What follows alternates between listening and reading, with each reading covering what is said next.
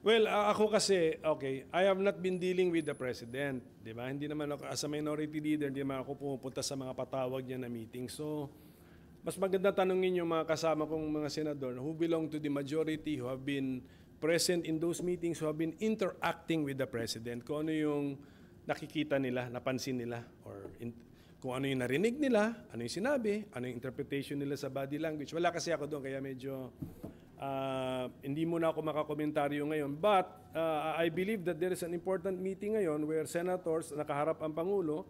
Let's wait. I will wait for report from my colleagues. Kung ano na yan. Pero bilang Okay? politiko, sir, bilang politiko sa mga political...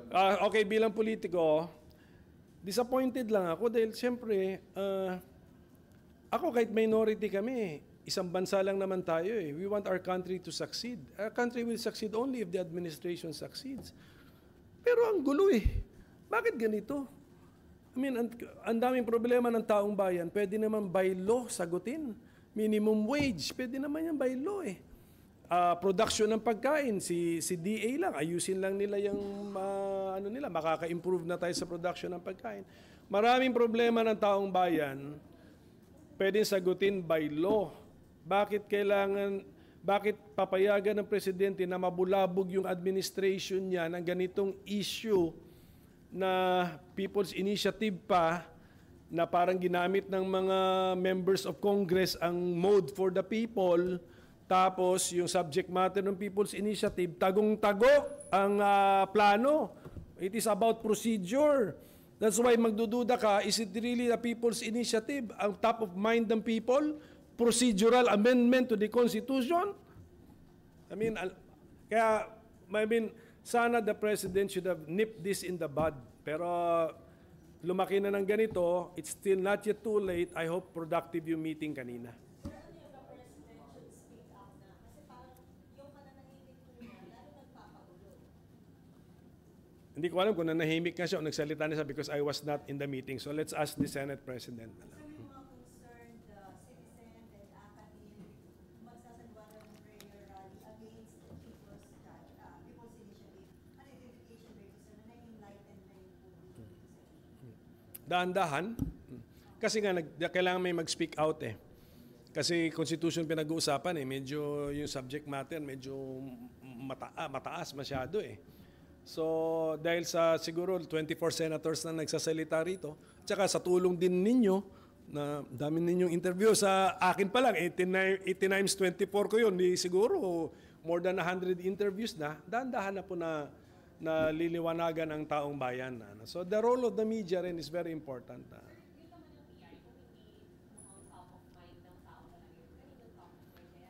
Sabi ko nga, top of mind yan ng specialista sa Constitution eh. So, I mean, someone who has studied the Constitution and so hindi siya people's concern eh.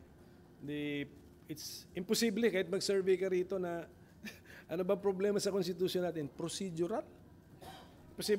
Imposible pong maisip ng taong bayan. Kaya nung nakita ko kaagad yung subject matter, sabi ko, this is not a real people's initiative. It may be a politician's initiative, or maybe a professor's initiative, kasi kailangan medyo professor of law ka rito para maintindihan mo yun eh. Oy, babalik na ako dun.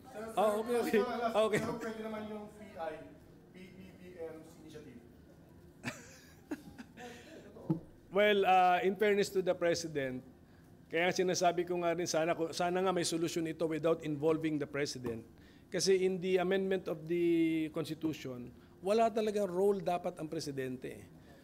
But since this affects his administration, I mean, mag-involve na rin siya to put a political solution to this issue. Para bumalik na yung good relations ng House of Representatives and the Senate, as well as with the Office of the President. Para yung mga legislative priorities niya, masuportahan na ng majority sa Senado. Kami sa minority, tuloy pa rin naman kami sa duty namin to be critical, to examine, to test the theories, to test the ideas. Okay? So,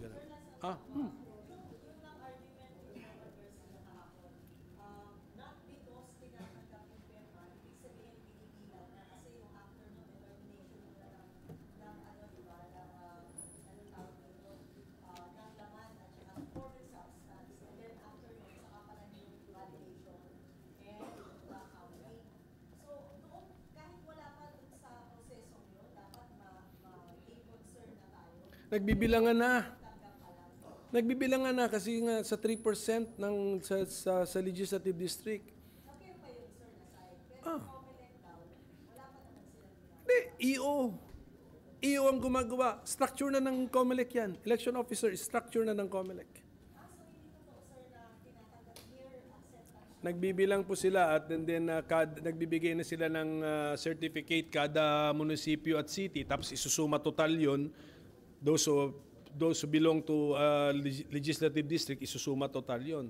Para makita ilan yung pumirma, dapat 3% yan ng registered voters ng legislative district. Tapos naka-table yan, isusuma total yung bottom line, must be 12% of the national total.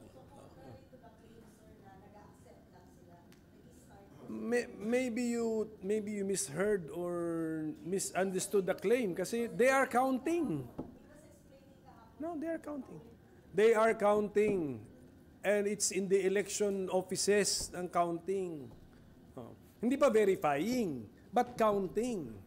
Binibilang lang ilan yung entries doon. Okay? So, actually, if you can again interview the COMELEC chairman to get more the correct facts, then kasi ang facts ko kinukuha ko rin sa inyo eh. Ha? So, we need the help of media here to get the correct facts. Are they just merely receiving at pinatulog ang papeles or are they counting? Ako, ang pag-understanding ko, they are already counting. So, ang next question, are they also issuing certificates? I think so. Oh.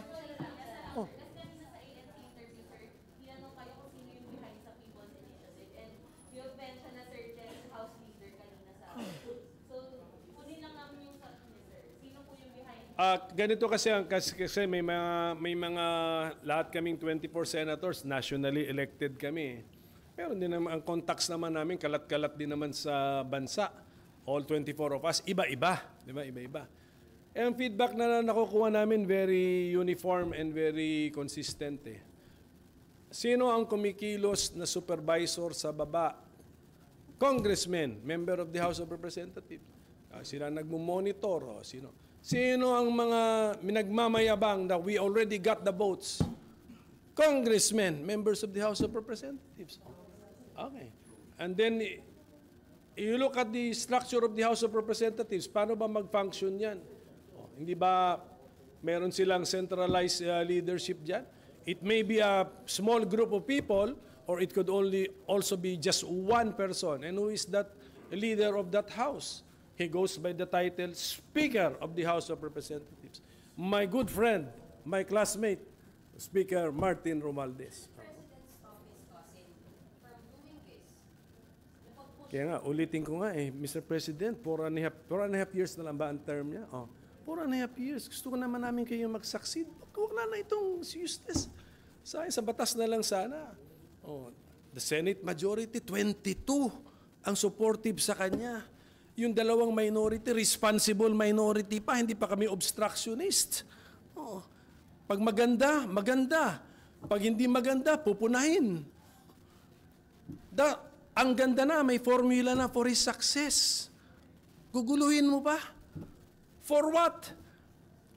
For a procedural amendment to the Constitution na ikiklaim ninyo galing sa taong bayan?